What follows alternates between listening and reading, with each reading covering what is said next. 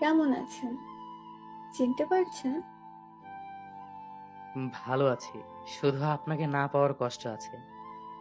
আপনাকে ভুলে যাওয়া সম্ভব না। বাসার সবাই কেমন আছে? ভালো। আপনার? আলহামদুলিল্লাহ। অনেক বছর পর হঠাৎ? না, এমনি। কিছুদিন আগে মেঘার সাথে কথা হয়েছে।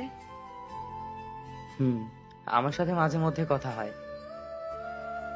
তারপর বিয়ে, বউ বাচ্চা, কি খবর? বিয়ে করি নাই তো। মেঘাকে কি সব বলেন? কি বলবো? আপনি নাকি আমার জন্য বিয়ে করেন নাই, আমার জায়গা অন্য কাউকে দিতে পারবেন না, এখনো ভালোবাসেন আমাকে?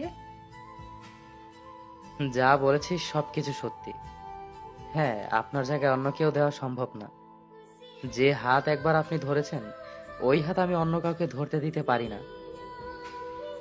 কিন্তু আপনি তো জানেন আপনি আমাকে পাবেন না কখনো। আমাকে আপনি লাস্ট 2 বছর ধরে দেখেনও নাই, আর কখনো দেখা পাবেন কিনা সেটাও জানেন না। তাহলে এমন কেন করেন? এখন বিয়ে করা দরকার আপনার। আপনার আম্মু এমন অবস্থা। আমি জানি আপনাকে পাবো না, কিন্তু আপনার প্রতি আমার ভালোবাসা ফুরাবে না। সেটার জন্য কি আমি দায়ী?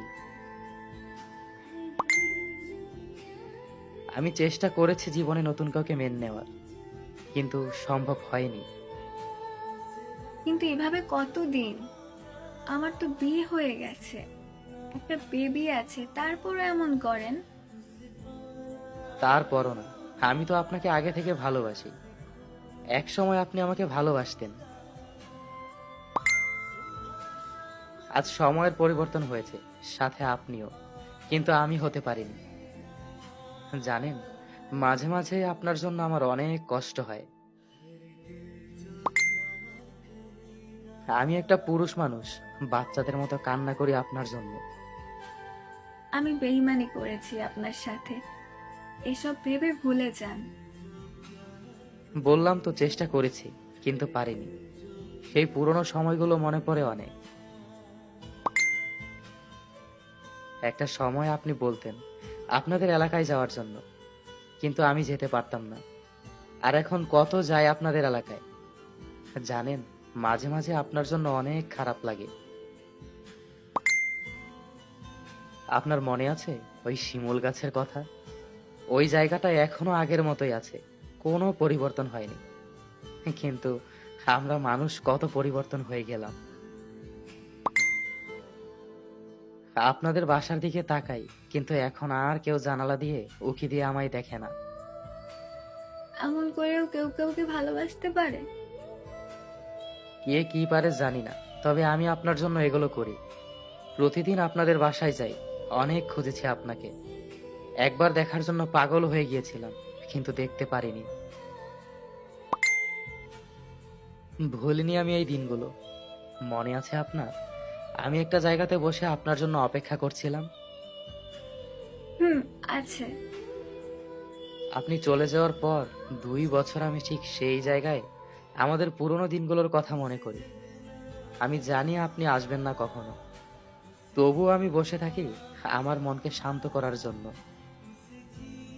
কিন্তু আমি আসবো না, জানেন, তবুও এমন করেন।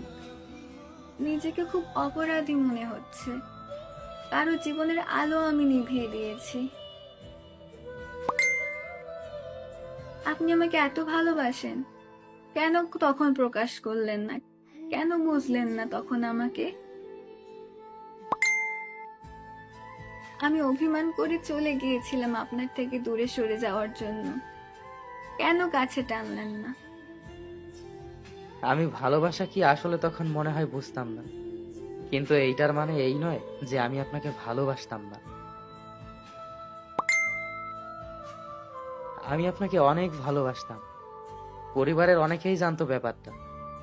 আমি চেয়েছিলাম আপনাকে আমার সাথে সারা জীবন রেখে দিতে। আপনি চাইতেন সবার মতো সম্পর্ক হোক আমাদের, কিন্তু আমি চাইতাম অন্যরকম। আসলে বারবার আই লাভ ইউ বললে কি ভালোবাসা হয়? সত্যি কি এটাতেই ভালোবাসা? রাত জেগে কথা বলাতে কি ভালোবাসা থাকে?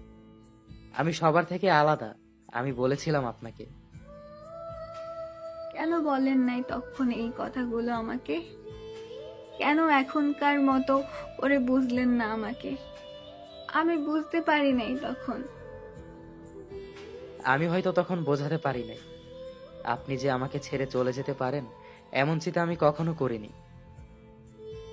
আপনাকে ছেড়ে দিয়ে পরিবারের পছন্দ বিয়ে করে ফেলেছি আমি।